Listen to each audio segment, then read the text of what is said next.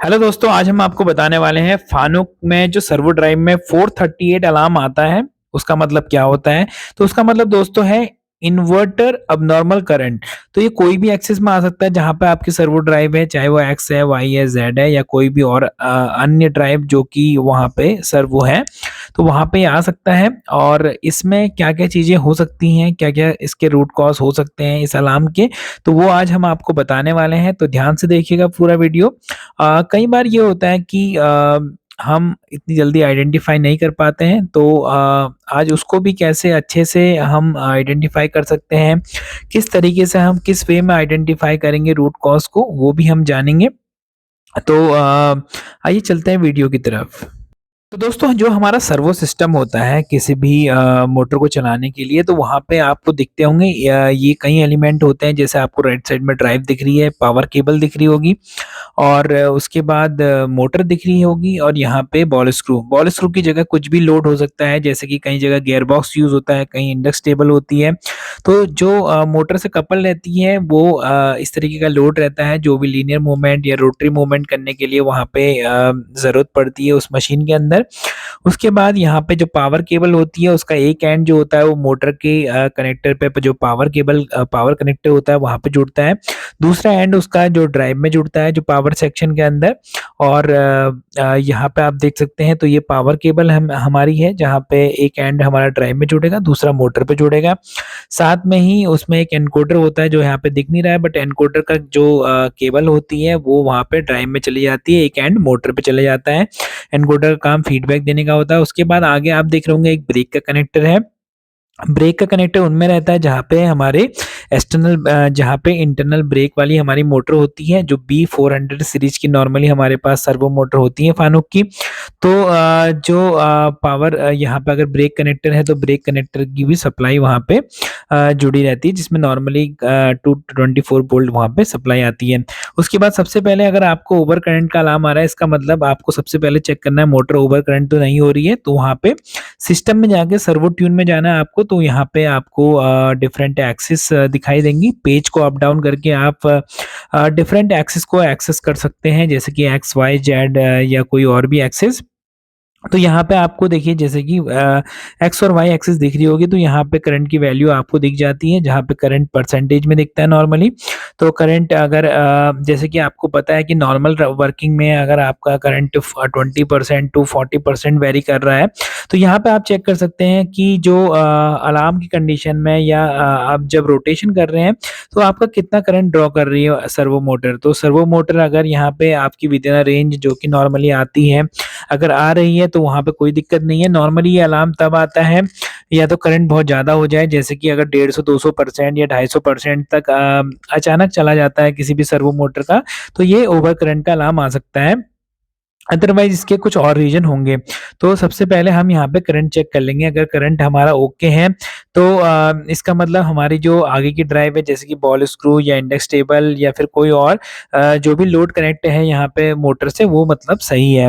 उसके बाद कई बार क्या होता है कि जो ब्रेक की सप्लाई है वो सही से नहीं आ रही होती है, या ब्रेक जल्दी लग जाते हैं या रिलीज़ लेट होते हैं। तो उस कंडीशन में भी ब्रेक अगर रिलीज़ नहीं होंगे सर्वो मोटर के, तो क्या होगा, वहाँ पे एक्सेस करंट ड्रॉ करेगी, मोटर पे लोड रहेगा और मोटर लोड की वजह से वहाँ पे ये अलार्म जनरेट हो सकता है। उसके अलावा अगला जो रीज़न है दोस्तों, वो है मेगर वैल्यू। अगर जैसे कि आपको पता ही है कि जो मोटर है, मोटर का अगर इंसुलेशन वीक हो जाए, अगर इंटरनल वाइंडिंग उसमें कहीं शॉर्टिंग हो रहा हो या फिर ग्राउंड टू फेस यहाँ पे शॉर्टिंग हो रही हो या इस तरीके का प्रॉब्लम हो, तो मेगर वैल्यू अगर सही नहीं आ रही है, तो वहाँ पे ओवर करंट ड्रॉ करने का ये अगला चांस है। तो यहाँ पे आप मोटर को इस तरीके से मेगर वैल्यू आप या रेजिस्टेंस वैल्यू वहाँ पे चेक कर लीजिए, मेगर चेक कर लीजिए। अगर मेगर वहाँ पे जैसे कि डिफरेंट वोल्टेज आप देते हैं, तो डिफरेंट जैसे 200 250 वोल्ट या फिर 500 वोल्ट पे आप डिफरेंट वैल्यू में चेक करते हैं, तो मेगर का वैल्यू वहाँ पे सही आना चाहिए। उसके बाद सही का मतलब कि कम से कम 10 मेगा ओम से ऊपर रहना चाहिए। उसके बाद यहाँ पे आपको दिख रहा होगा ये पावर केबल है, तो पावर केबल में उसके बाद पावर केबल आपको चेक करनी है। पावर केबल में क्या चेक करेंगे आप, मेगर वैल्यू चेक कर सकते हैं कि कहीं पावर केबल के जो वायर्स हैं वो कहीं आपस में शॉर्ट तो नहीं हो रहे हैं, या इंसुलेशन उनका सही है या नहीं है।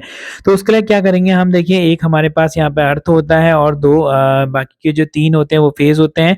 तो अर्थ टू डिफरेंट फेज़, मतलब एक एक वायर को हम अगर अर्थ पे लगाते हैं तो बाकी तीनों फेज़ पे हम अलग-अलग चेक कर लेंगे कि मेगर वैल्यू कितना आ रहा है, वहाँ पे मेगर मीटर से आप ये चेक कर लीजिएगा। तो मेगर मीटर से चेक करने के बाद जैसे कि मैंने बताया था वहाँ पे ये अगर एक लेस देन 1 मेगा ओहम है, डेफ़िनिटली आपकी जो केबल है वो खराब है। वैसे ये जो वैल्यू होती है नॉर्मल, अगर ओके केबल में अगर आपका 250 डीसी वोल्टेज अगर आप मेगर से दे रहे हैं, तो वहाँ पे 220 मेगा ओम के आसपास ये वैल्यू आती है।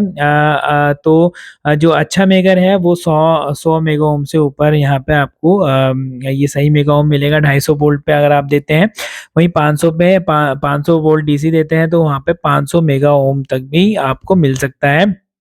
तो अगर केबल आपकी खराब होगी तो वहाँ पे सही नहीं आएगा, तो वहाँ पे एक और रीज़न ये हो सकता है। उसके अलावा अगर आपके पावर कनेक्टर पे कहीं कूलेंट है या डस्ट है, लूज़ कनेक्शन है, जैसे कि आपको पता ही होगा ओवर करंट कब होगा, जब कनेक्शन अच्छे से नहीं बनना होगा जो पावर केबल है का मोटर से या फिर जो पावर केबल का ड्राइव से। तो यहाँ पे लूज़ कनेक्शन होने की वजह से या फिर कूलेंट होने की वजह से वहाँ पे शॉर्टिंग हो सकती है और उसकी वजह से वहाँ पे आपका जो ओवर करंट का अलार्म आ सकता है। तो हमने क्या-क्या देखा दोस्तों, रिवाइज़ कर लेते हैं। जैसे कि हमारा अगर जो भी मोटर से ड्राइव है अगर वो जाम है या फिर क्या जो ब्रेक कनेक्टर है उसका सही नहीं है। उसके अलावा अगर हमारा उसके अलावा और क्या देखा था हमने रीज़न, जैसे कि ब्रेक सही से रिलीज़ नहीं हो रहे हैं या जो हमारा मोटर है उसमें मेगर वैल्यू सही नहीं आ रहा है या जो पावर केबल है उसका मेगर सही नहीं है। कहीं न कहीं उसका इंसुलेशन वीक हो गया है, या फिर हमारा अगर लास्ट ये सब चीज़ें सही है दोस्तों, जैसे कि कूलेंट और डस्ट भी हमने चेक करी थी। कूलेंट और डस्ट और या पावर जो केबल है आपकी लूज़ नहीं होनी चाहिए। अगर ये सब भी नहीं होता है, तो आपको सर्वो ड्राइव चेंज कर लेनी चाहिए। फिर आपका जो सर्वो ड्राइव है उसमें प्रॉब्लम हो सकता है। तो दोस्तों यही सब चीज़ें होती हैं जो कि कारण होती हैं ओवर करंट अलार्म की। तो आप सूटेबिलिटी या आपके एनालिसिस के बेस पे जो आपको सबसे बेहतर लगता है, सबसे पहले जिस पे डाउट होता है आप उसको चेक कर लीजिए और वन बाय वन अगर चेक करते हुए आप इस तरीके से रूट कॉज़ को आइडेंटिफ़ाई कर सकते हैं। तो दोस्तों आशा करता हूँ ये वीडियो देखने के बाद आप ये जो 438 अलार्म है उसको आप रिज़ॉल्व कर पाएँगे अगर कभी भी आपकी मशीन पे आए। तो इसी तरीके से बने रहिएगा अगली वीडियो में भी। तब तक के लिए दीजिए इजाज़त। नमस्कार, जय हिंद, जय भारत।